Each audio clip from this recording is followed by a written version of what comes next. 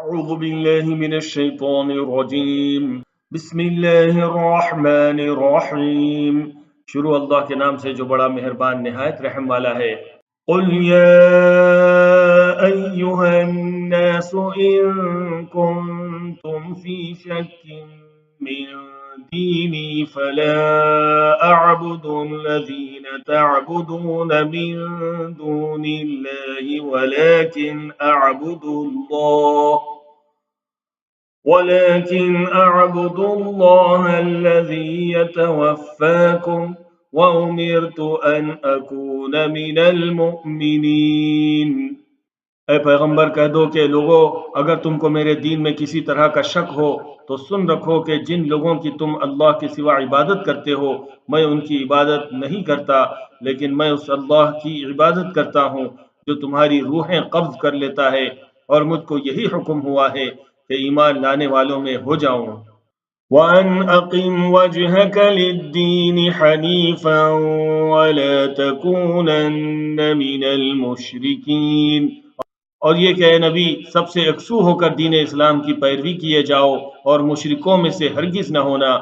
وَلَا تَدْعُ مِن دُونِ اللَّهِ مَا لَا يَنفَعُكَ وَلَا يَضُرُّكَ فَإِن فَعَلْتَ فَإِنَّكَ إِذًا مِّنَ الظَّالِمِينَ، اور اللہ کو چھوڑ کر ایسی چیز کو نہ پکارنا جو نہ تمہارا کچھ بھلا کر سکے اور نہ کچھ بگاڑ سکے، اب اگر ایسا کرو گے تو ظالموں میں ہو جاؤ گے۔ وَإِن يَمْسَسْكَ اللَّهُ بِضُرٍّ فَلَا كَاشِفَ لَهُ إِلَّا هُوَ وَإِن يُرِدْكَ بِخَيْرٍ فَلَا رَادَّ لِفَضْلِهِ يُصِيبُ بِهِ مَن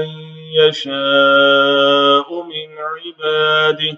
وَهُوَ الْغَفُورُ الرَّحِيمُ، اور اگر اللہ تم کو کوئی تکلیف پہنچائے تو اس کے سوا اس کا کوئی دور کرنے والا نہیں، اور اگر تم سے بھلائی کرنی چاہے تو اس کے فضل کو کوئی روکنے والا نہیں، اور وہ اپنے بندوں میں سے جسے چاہتا ہے فائدہ پہنچاتا ہے، اور وہ بخشنے والا ہے، مہربان ہے۔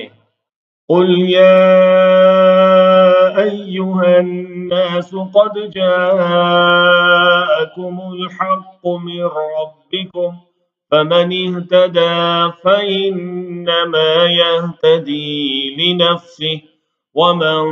ضل فإنما يضل عليها وما أنا عليكم بوكيل۔ کہہ دو کہ لوگوں تمہارے پروردگار کے ہاں سے تمہارے پاس حق آ چکا ہے، تو جو کوئی ہدایت حاصل کرتا ہے تو ہدایت سے اپنے ہی حق میں بھلائی کرتا ہے، اور جو گمراہی اختیار کرتا ہے تو گمراہی سے اپنا ہی نقصان کرتا ہے، اور میں تمہارا وکیل نہیں ہوں۔ وَاتَّبِعْ مَا يُوحَى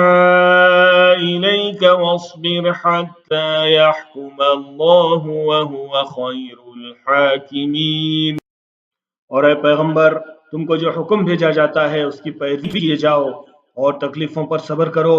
یہاں تک کہ اللہ فیصلہ کر دے، اور وہ سب سے بہتر فیصلہ کرنے والا ہے۔